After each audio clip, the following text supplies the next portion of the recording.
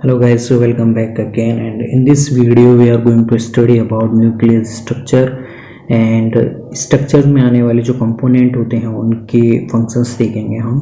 Basic introduction के बाद में हम स्ट्रक्चर्स देखेंगे और उनके फंक्शंस भी हम अलोंग याद करते चलेंगे। बेसिक्स ऑफ न्यूक्लियस यानी न्यूक्लियस की हिस्ट्री में बात करें तो it was discovered by an biologist Robert Brown in 1831।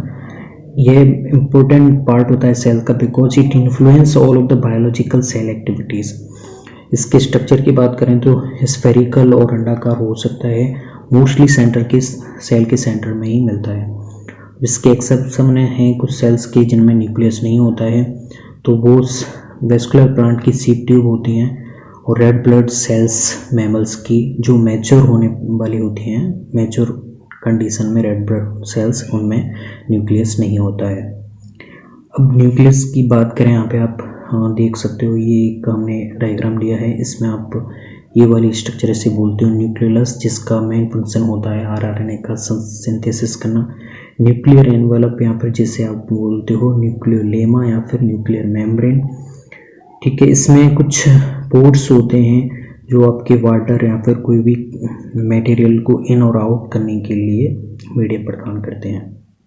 What is nucleus? It is a membrane-bound structure that contains all of the cells genetic information and control cells growth and reproduction। ठीक है, अब वो क्यों most organelle है sales में? Because cell की जितनी भी सर्वाइविंग कंडीशन के लिए जितनी भी एक्टिविटी चाहिए, चाहे वो सेल ग्रोथ हो, रिप्रोडक्शन हो या फिर और कोई भी फंक्शंस हो, प्रोटीन सॉर्टिंग हो, वो न्यूक्लियस ही उसे अपने सर्विलेंस में रखता है।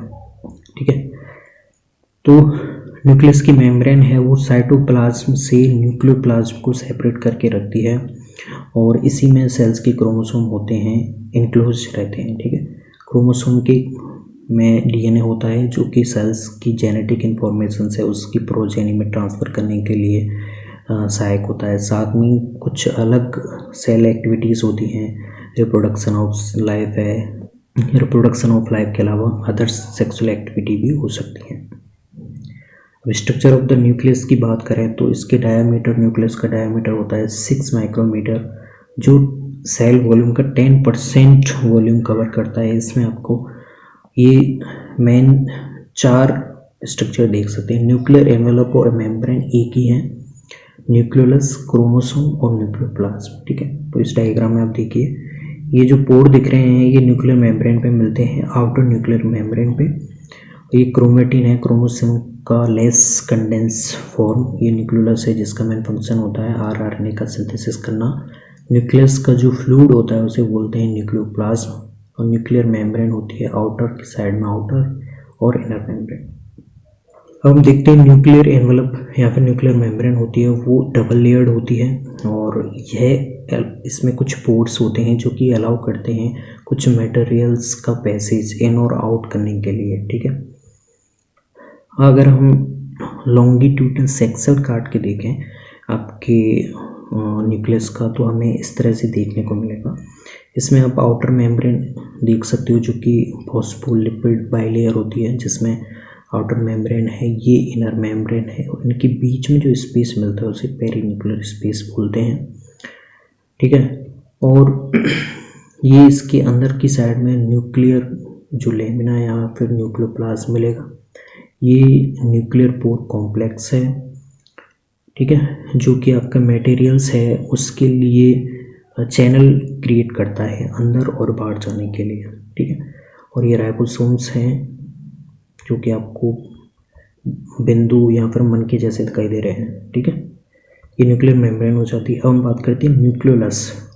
सेल में न्यूक्लियस में न्यूक्लियस से छोटी जैसी स्ट्रक्चर और होती है, उसका मेन फंक्शन होता है आरआरएनए का सिंथेसिस और प्रोटीन का सिंथेसिस करना। Nucleolus 25% of nucleus volume cover करके रखता है। ठीक है, क्रोमोसोम की बात करें तो क्रोमोसोम का फंक्शंस, क्रोमोसोम में डीएनए होता है जो कि जेनेटिक इन्फॉर्मेशन को एक प्रोजेनी से दूसरी प्रोजेनी तक ट्रांसफ़र करता है। ठीक है, प्रोटीन सिंथेसिस हैं और अदर जो आपके सेल एक्टिविटीज़ हैं उनमें भी मेन इम्पोर्टेंस रोल क्रोमोसोम का ही होता है। तो ये प्रोटीन और आपकी डीएनए या फिर आरएनए से मिलकर बने होते हैं। क्रोमोसोम का लेस कंडेंस फॉर्म होगा उसे क्रोमेटिन बोलते हैं। क्रोमेटिन यानी कि बीड्स ऑन ए स्ट्रिंग, यानी कि एक डोरी पे मन के जैसी स्ट्रक्चर होती है। और ये जो आप स्ट्रक्चर देख रहे हैं इसे न्यूक्लियोसोम्स बोलते हैं, जो स्टोन प्रोटीन और डीएनए से मिलकर बनी होती है, और ये आपका डीएनए है। ठीक है, हम बात करते हैं न्यूक्लियोप्लाज्म, न्यूक्लियस का फ्लूइड, जो कि साइटोप्लाज्म जैसा ही होता है, जैसे सेल का फ्लूइड होता है उसे साइटोप्लाज्म बोलते हैं। न्यूक्लियस का फ्लूइड होगा उसे न्यूक्लियोप्लाज्म या फिर कैरियोप्लाज्म बोलेंगे। तो it is a type of protoplasm, mostly water, कई सारे मॉलिक्यूल्स प्रोटीन डिसॉल्व आयन से मिलकर बना होता है, और ये इंक्लोज रहता है न्यूक्लियर मेम्ब्रेन या फिर न्यूक्लियर एनवलप में। ठीक है, वापस से हम स्ट्रक्चर देखें तो ये न्यूक्लियर एनवलप, यहाँ पे न्यूक्लियर मेम्ब्रेन है जो कि न्यूक्लियोप्लाज्म को साइटोप्लाज्म से सेपरेट करके रखता है। न्यूक्लियोलस है जो कि 25% न्यूक्लियस का वॉल्यूम कवर करके रखता है। उसका मेन फंक्शन होता है आरएनए का सिंथेसिस करना। क्रोमेटिन क्रोमोसोम का ही लेस कंडेंस फॉर्म है, और न्यूक्लियर में एनवलप में पोर होते हैं, कॉम्प्लेक्स बने होते हैं, जो कि जो मटेरियल होता है वो न्यूक्लियस में इन और आउट करने का जो मीडियम या फिर चैनल प्रदान करते हैं।